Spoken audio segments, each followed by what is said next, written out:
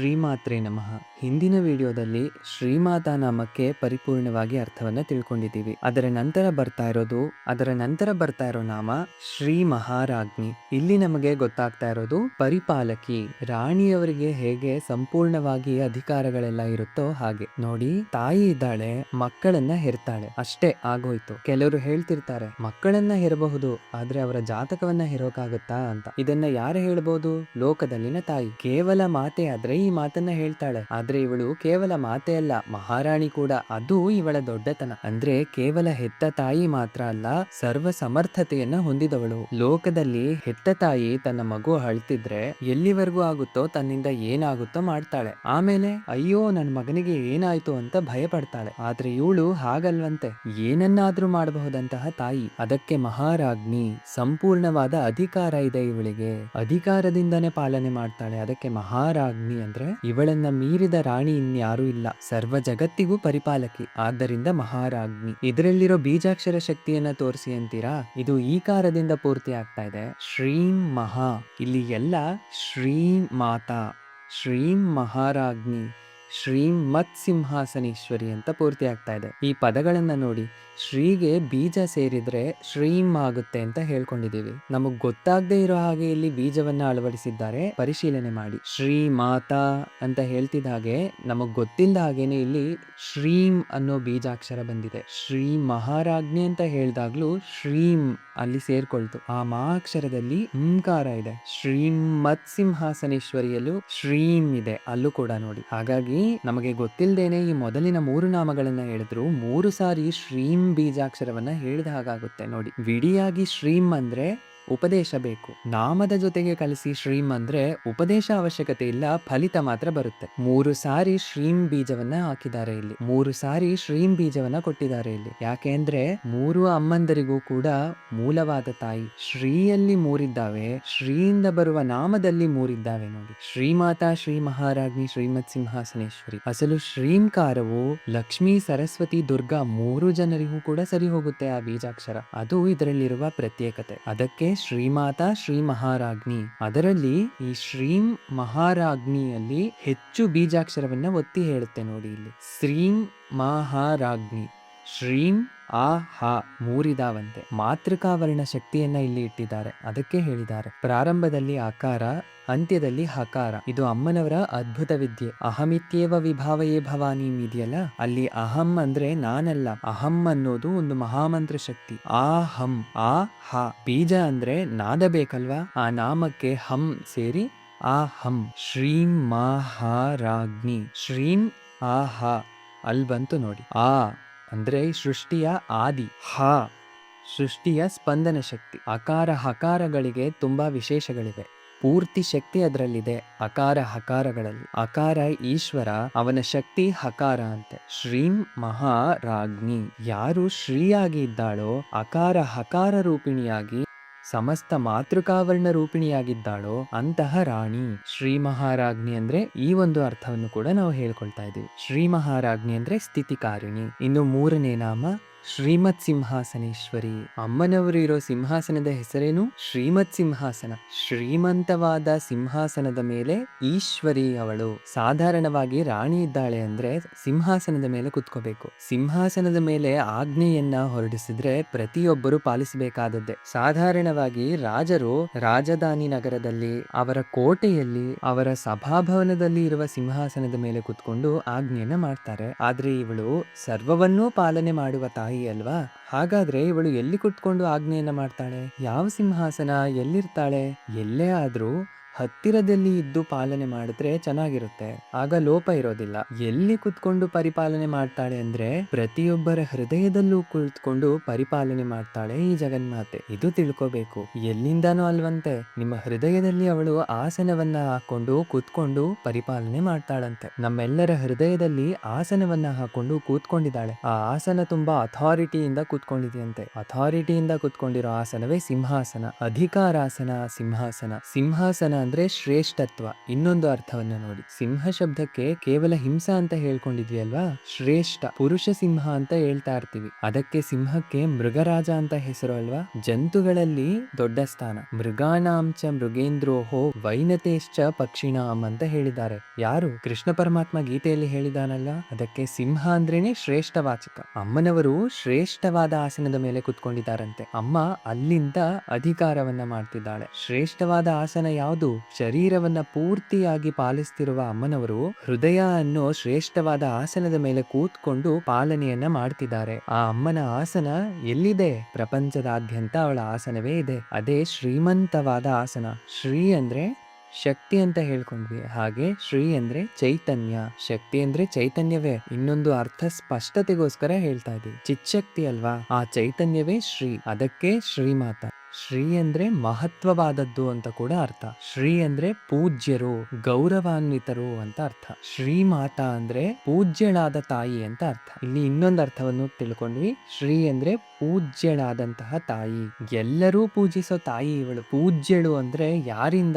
ಮತ್ತೆ ಇನ್ನೊಂದು ಪ್ರಶ್ನೆ, ಯಾರಿಂದ ಅಂತ ಹೇಳಲಿಲ್ಲ ಅಂದ್ರೆ ಎಲ್ಲರಿಂದಾನು ಅಂತ ಅರ್ಥವನ್ನ ಹೇಳ್ಕೊಂಡಿದ್ದೀವಿ ಅಲ್ವಾ. ಶರಣ್ಯೇ ಲೋಕಾನಾಂ ಅಂತ ಹೇಳಿದ್ದಾರೆ ಶಂಕರ ಭಗವತ್ಪಾದಾಚಾರ್ಯರು. ಶರಣ್ಯೆ ಅಂದ್ರೆ ಯಾರಿಗೆ ಶರಣ್ಯಲಯ್ಯ ಅಂದ್ರೆ ಸಮಸ್ತ ಲೋಕಗಳಿಗೆ ಶರಣ್ಯಲಯ್ಯ, ಇಲ್ಲಾದ್ರೆ ಲೋಕಾನಾಂ ಅಂತ ಹೇಳಿದ್ದಾರೆ. ಮಹಾಮಂತ್ರದಲ್ಲಿ ಸರ್ವಮಂಗಳ ಮಾಂಗಲ್ಯೆ ಶಿವೆ ಸರ್ವಾರ್ಥ ಸಾಧಕೆ ಶರಣ್ಯೆ. ಯಾರಿಗೆ ಶರಣ್ಯೆ ಅಂತ ಹೇಳಿಲ್ಲ, ಶರಣ್ಯೆ ಎಲ್ಲರಿಗೂ ದಿಕ್ಕು ಅವಳೇ, ನನಗಲ್ಲ ಅಂತ ಹೇಳ್ಕೊಂಡ್ರೆ ಅದು ಅವರ ಮೂರ್ಖತ್ವ. ಒಬ್ಬ ವ್ಯಕ್ತಿ ಎಲ್ಲರೂ ಎಲ್ಲಿ ಕೂತಿದ್ದೀರಾ ಅಂತ ಕೇಳಿದ್ರೆ ನೆಲದ ಮೇಲೆ ಕೂತಿದೀವಿ ಅಂತ ಹೇಳಿದ್ರಂತೆ. ಇನ್ನೊಬ್ಬ ವ್ಯಕ್ತಿ ನಾನು ನೆಲದ ಮೇಲೆ ಕೂತಿಲ್ಲ, ಚೇರ್ ಮೇಲೆ ಕೂತಿದ್ದೀನಿ ಅಂತ ಹೇಳಿದ್ನಂತೆ. ಮೂರ್ಖ, ಅವನು ಕೂಡ ನೆಲದ ಮೇಲೆ ಇದ್ದಾನೆ ಅಲ್ವಾ. ಅವನು ಹೇಳ್ತಾ ಇರೋದು ಕುರ್ಚಿ ಮೇಲೆ ಇದ್ದಾನೆ, ಆದ್ರೂ ಅವನು ನೆಲದ ಮೇಲೆ ಇದ್ದಾನಲ್ವಾ. ಅದಿಲ್ಲದೆ ಇದ್ರೆ ಅವನು ಕುರ್ಚಿನೇ ಇರೋದಿಲ್ಲ, ಅದು ಗೊತ್ತಿಲ್ಲ ಅವನಿಗೆ. ಹೇಗೆ ನಾನು ಕುರ್ಚಿ ಮೇಲೆ ಕೂತಿದ್ದೀನಿ, ಮಂಚದ ಮೇಲೆ ಕೂತಿದ್ದೀನಿ ಅಂತ ಹೇಳಿದ್ರು ಸಹ ಎಲ್ಲರೂ ನೆಲದ ಮೇಲೆ ಇದ್ದಾರೋ, ಹಾಗೆ ಯಾರು ಮರೆತು ಹೋಗಿದ್ರು ಎಲ್ಲರೂ ಅಮ್ಮನವರನ್ನ ಆಶ್ರಯಿಸ್ಕೊಂಡಿರೋರೆ. ಇದನ್ನ ತಿಳ್ಕೊಳ್ಳೋ ಶಕ್ತಿ ಇದ್ರೆ ಅವಳು ಎಲ್ಲರಿಗೂ ಆಧಾರ ಶಕ್ತಿ. ಎಲ್ಲರಿಂದ ಪೂಜಿಸಲ್ಪಡ್ತಿದ್ದಾಳೆ. ಯಾರಿಂದ?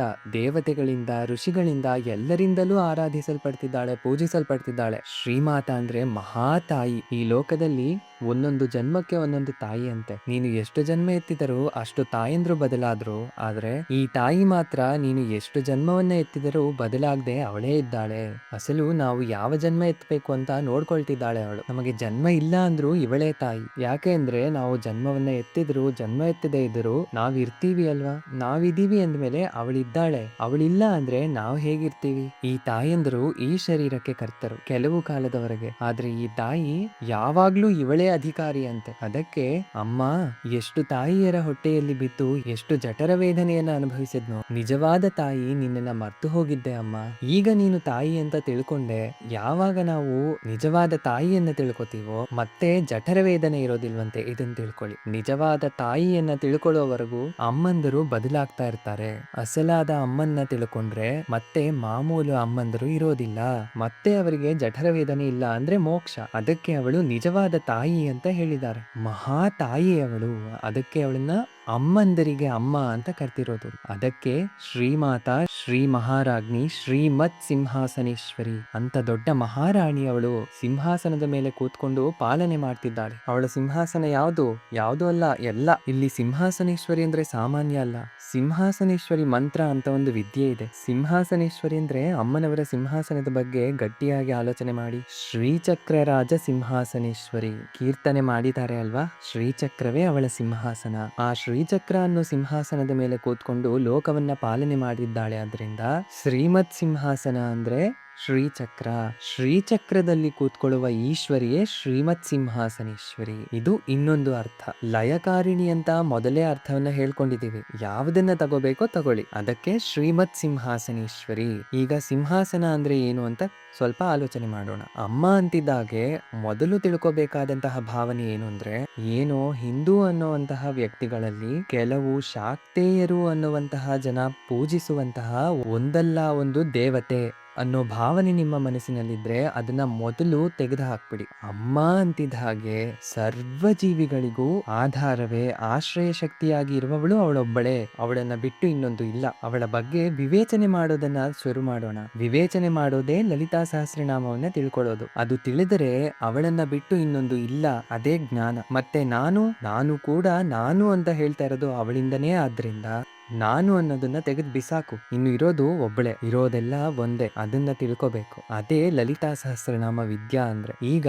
ಸಿಂಹಾಸನೇಶ್ವರಿಯಲ್ಲಿ ವಿಶೇಷಗಳನ್ನ ನೋಡೋಣ. ಅಮ್ಮನವರ ಆಸನಗಳು 5 ಇದಾವಂತೆ. ಆ 5ರಲ್ಲೂ ಒಂದೊಂದರಲ್ಲೂ 5 ಇದಾವಂತೆ. ಅವೇನು ಅಂತ ನೋಡಿದ್ರೆ, ಮೊಟ್ಟ ಮೊದಲನೇದು ಪಂಚ ಪ್ರಣವಾಸನ ಅಮ್ಮನವರದ್ದು. 5 ಪ್ರಣವಗಳು ಅಮ್ಮನವರಿಗೆ ಆಸನಗಳು. ಆಸನ ಅಂದ್ರೆ ಏನು ಅಂತ ಮೊದಲು ತಿಳ್ಕೊಳ್ಳೋಣ. ಆಸನ ಅಂದ್ರೆ ಕುಳಿತುಕೊಳ್ಳುವ ಜಾಗ, ಇರುವ ಜಾಗ. ಅವಳಿರೋ ಜಾಗಗಳೆಲ್ಲ ಮಹತ್ತರವಾದವೆ, ಅಥವಾ ಅವಳು ಕೂತ್ಕೊಂಡ್ರೆ ಅದು ಮಹತ್ವವನ್ನ ಪಡೆಯುತ್ತೆ. ಅದಕ್ಕೆ ಸಿಂಹಾಸನ, ಮಹತ್ವವನ್ನ ಉಳ್ಳ ಆಸನ. ಅಂತಹ ಮಹತ್ತರ ಆಸನಗಳು ಎಷ್ಟಿದಾವೋ ನೋಡೋಣ. ಅವಳು ಕೂತ್ಕೊಳ್ಳಿಲ್ಲ ಅಂದ್ರೆ ಅಸಲು ಬದುಕುಗಳೇ ಇಲ್ಲ. ಅವಳು ಈ ದೇಹದಲ್ಲಿ ಕುಳಿತುಕೊಂಡಿಲ್ಲ ಅಂದ್ರೆ ಈ ದೇಹ ನಡೆಯೋದಿಲ್ಲ, ಗೊತ್ತಾ? ಅವಳು ಈ ದೇಹ ಅನ್ನೋ ಸಿಂಹಾಸನದಲ್ಲಿ ಕೂತ್ಕೊಂಡಿರೋದ್ರಿಂದ ಇದು ನಡೀತಾ ಇದ್ಲಂತೆ. ನಾವು ಸಿಂಹಾಸನ ಒಂದೇ ಹೇಳಿದೀವಿ, ಆದ್ರೆ 5 ಸಿಂಹಾಸನ ಇದಾವಂತೆ. 5 ಸಿಂಹಾಸನಗಳು, ಒಂದೊಂದರಲ್ಲೂ 5. ಮೊಟ್ಟ ಮೊದಲನೇದು ಪಂಚ ಪ್ರಣವಾಸನಗಳು. ಪಂಚಪ್ರಣವ ಅಂದ್ರೆ ಅಮ್ಮನ ಪ್ರಣವಗಳು 5. ಹಾಗೆ ಇಲ್ಲಿ ಅರ್ಥವಾಗೋಕೋಸ್ಕರ ಹೇಳ್ತಿದೀವಿ. ಹೇಳಿದ್ನಲ್ಲ ಅಂತ ಇದನ್ನೇ ಜಪ ಮಾಡಬಾರ್ದು, ಗುರುಮುಖತಃ ತಿಳ್ಕೊಬೇಕಾದ್ದೆ.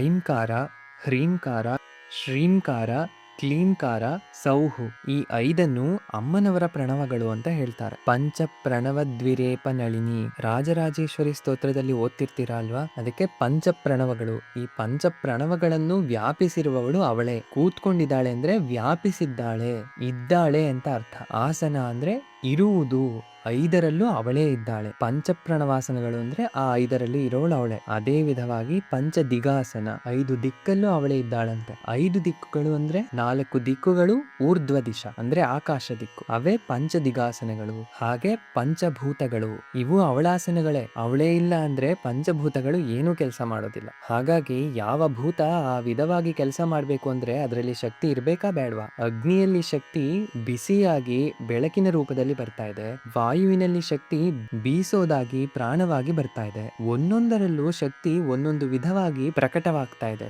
ಶಕ್ತಿ ಮಾತ್ರ ಒಂದೇ. ಹಾಗೆ ಪಂಚಭೂತಗಳಲ್ಲಿ ಶಕ್ತಿ. ಅದೇ ವಿಧವಾಗಿ ಪಂಚಬ್ರಹ್ಮಾಸನ. ಪಂಚಬ್ರಹ್ಮ ಅಂದ್ರೆ ಬ್ರಹ್ಮ, ವಿಷ್ಣು, ರುದ್ರ, ಮಹೇಶ್ವರ, ಸದಾಶಿವ. ಇನ್ನು ಇವರು ಯಾವ ಕೆಲಸವನ್ನೂ ಮಾಡದೇ ಇದ್ರೆ ಅದೇ ಪಂಚ ಪ್ರೇತಾಸನ. ಅವರಲ್ಲಿ ಶಕ್ತಿ ಪ್ರವೇಶವಾದ್ರೆ ಪಂಚ ಬ್ರಹ್ಮರಾಗ್ತಾರೆ. ಅವರು ಯಾವ ಕೆಲಸನೂ ಮಾಡದೆ ಶಕ್ತಿಹೀನರಾಗಿ ಇದ್ರೆ ಪಂಚ ಪ್ರೇತಾಸನ. ಹೀಗೆ ನೀವು ಹುಡುಕಿದ್ರೆ ತುಂಬಾ ಸಿಗ್ತಾ ಹೋಗ್ತವೆ. ಪಂಚ ಕಳಾಸನ ಅಂತ ಹೇಳ್ತಾರೆ. ನಿವೃತ್ತಿ, ಪ್ರತಿಷ್ಠಾ, ವಿದ್ಯಾ, ಶಾಂತಿ, ಶಾಂತ್ಯತೀತ ಅನ್ನೋ ಕಳೆಗಳು. ಈ ಕಳೆಗಳ ಬಗ್ಗೆ ನಿಮಗೆ ಷಡದ್ವಾತೀತ ರೂಪಿಣಿ ಹತ್ರ ಬಂದಾಗ ಹೇಳ್ತೀನಿ. ಪಂಚ ಕಳೆಗಳು: ನಿವೃತ್ತಿ ಕಳ, ಪ್ರತಿಷ್ಠಾ ಕಳ, ವಿದ್ಯಾ ಕಳ, ಶಾಂತಿ ಕಳ, ಶಾಂತ್ಯತೀತ ಕಳ. ಈ 5ರ ಬಗ್ಗೆ ಇನ್ನೂ ವಿವರವಾಗಿ ಮುಂದೆ ಹೇಳ್ಕೊಳ್ಳೋಣ. ಕಲಾ ಅಲ್ಲ, ಕಳ. ಅವುಗಳಿಗೆ ನಾಮಗಳು ಮತ್ತೆ ಬರ್ತಾವೆ. ಹಾಗಾದ್ರೆ ಆ 5 ಆಸನಗಳು ಯಾವುದು? ಈ ಪಂಚ ಪ್ರಣವಾಸನ, ಪಂಚ ಕಳಾಸನ, ಪಂಚ ದಿಗಾಸನ, ಪಂಚಭೂತಾಸನ, ಪಂಚ ಬ್ರಹ್ಮಾಸನ. ಈ ಪಂಚ ಆಸನಗಳು ಸಿಂಹಾಸನಗಳು. ಇವೆಲ್ಲ ಕೂಡ ಅಮ್ಮನವರು ಕೂತ್ಕೊಳ್ತಿದ್ದ ಹಾಗೆ ಶ್ರೀಮಂತವಾಗ್ತಿದ್ದಾವಂತೆ. ಶ್ರೀಮಂತ ಆಗ್ತಾ ಇದ್ದಾವೆ ಅಂದ್ರೆ ಚೈತನ್ಯವಂತವಾಗ್ತಿದ್ದಾವೆ ಅಂತ. ಹಾಗಾಗಿ ಅವಳು ಕೂತ್ಕೊಂಡು ಇವುಗಳನ್ನ ಚೈತನ್ಯವಂತಗಳನ್ನಾಗಿಸಿ ಪ್ರಪಂಚವನ್ನ ಪಾಲನೆ ಮಾಡ್ತಿದ್ದಾಳೆ. ಶ್ರೀಮತ್ ಸಿಂಹಾಸನಗಳ ಮೇಲೆ ಕೂತ್ಕೊಂಡು, ಈ 5ರ ಮೇಲೂ ಕೂತ್ಕೊಂಡು ಪ್ರಪಂಚವನ್ನ ಪಾಲಿಸ್ತಾ ಇದ್ದಾಳೆ. ಆದ್ದರಿಂದ ಶ್ರೀಮತ್ ಸಿಂಹಾಸನೇಶ್ವರಿ. ಇದು ಇನ್ನೊಂದು ಅರ್ಥ. ಈ 3 ನಾಮಗಳಲ್ಲಿ ಎಷ್ಟು ಅಡಗಿದೆ. ಹಾಗಾಗಿ ಈ 3 ನಾಮಗಳಿಗೂ ಮತ್ತೆ ನಮಸ್ಕಾರವನ್ನ ಮಾಡ್ಕೊಳ್ಳೋಣ. ಇಲ್ಲಿವರೆಗೂ ಹೇಳಿರುವಂತದ್ದು ಅಮ್ಮನವರ ನಿತ್ಯ ಸ್ವರೂಪ. ಯಾವಾಗ್ಲೂ ಇರೋದು ಇವಳೇ. ಅಮ್ಮನವರು ಅಂತಿದ್ದ ಹಾಗೆ ಇಲ್ಲಿವರೆಗೂ ಹೇಳಿರುವ ಅರ್ಥಗಳನ್ನೆಲ್ಲ ಗುರ್ತು ಮಾಡ್ಕೊಂಡ್ರೆ ಸಾಕು. ಮುಂದಿನ ವಿಡಿಯೋದಲ್ಲಿ ಅಮ್ಮನವರ ಮುಂದಿನ ನಾಮವನ್ನ ತಿಳ್ಕೊಳ್ಳೋಣ. ಇನ್ನೊಂದು ಮುಖ್ಯವಾದ ಸೂಚನೆಯನ್ನ ಕೊಡಬೇಕು. ಸ್ತೋತ್ರಪ್ರಿಯ ಯೂಟ್ಯೂಬ್ ಚಾನೆಲ್ ಕಡೆಯಿಂದ ತಪ್ಪುಗಳಿಲ್ಲದಂತಹ ಸಂಪೂರ್ಣ ಸವರಣೆ ಮಾಡಿದಂತಹ ಲಲಿತಾ ಸಹಸ್ರನಾಮ ಸ್ತೋತ್ರವನ್ನ ಒಂದು ಪುಸ್ತಕದಲ್ಲಿ ಕೊಡಬೇಕು ಅಂತ ಸಂಕಲ್ಪ ಮಾಡಿದ್ದೀವಿ. ಇನ್ನು 3 ವಾರಗಳಲ್ಲಿ ಆ ಪುಸ್ತಕವನ್ನ ಬಿಡುಗಡೆ ಮಾಡ್ತಿದ್ದೀವಿ. ಮುಖ್ಯವಾಗಿ ಈ ಪುಸ್ತಕದಲ್ಲಿ ಸವರಣೆಯಾಗಿರುವಂತಹ ಯಾವುದೇ ತಪ್ಪುಗಳು ಇಲ್ಲದಂತಹ ಲಲಿತಾ ಸಹಸ್ರನಾಮ ಸ್ತೋತ್ರ ಹಾಗೂ ಸಂಕಲ್ಪದೊಂದಿಗೆ ಲಲಿತಾ ಅಷ್ಟೋತ್ತರ ಪೂಜಾ ವಿಧಾನ ಹಾಗೂ ಲಲಿತಾ ಅಷ್ಟೋತ್ತರ ಶತನಾಮಾವಳಿ ಮತ್ತು ದುರ್ಗಾ ಆಪದುದ್ಧಾರಕ ಸ್ತೋತ್ರ, ದುರ್ಗಾ ಕವಚ ಹಾಗೂ ನಿತ್ಯವೂ ಮಕ್ಕಳಿಂದ ಹಿಡಿದು ಎಲ್ಲರೂ ಕೂಡ ಒಂದು ಬಾರಿಯಾದ್ರೂ ಹೇಳ್ಕೊಳ್ಬೇಕಾದಂತಹ ದಿವ್ಯವಾದ ಶ್ಲೋಕಗಳ ರಾಶಿಯನ್ನ ಈ ಪುಸ್ತಕದಲ್ಲಿ ಕೊಟ್ಟಿದ್ದೀವಿ. ಈ ಪುಸ್ತಕ ನಿಮಗೂ ಕೂಡ ಉಪಯೋಗವಾಗುತ್ತೆ ಅಂತ ಅನ್ಸಿದ್ರೆ ಕಮೆಂಟ್ ಬಾಕ್ಸ್ ನಲ್ಲಿ ಶ್ರೀಮಾತಾ ಅಂತ ಕಮೆಂಟ್ ಮಾಡಿ. ಎಲ್ಲರಿಗೂ ನಮಸ್ಕಾರ. ಶ್ರೀಮಾತ್ರೆ ನಮಃ.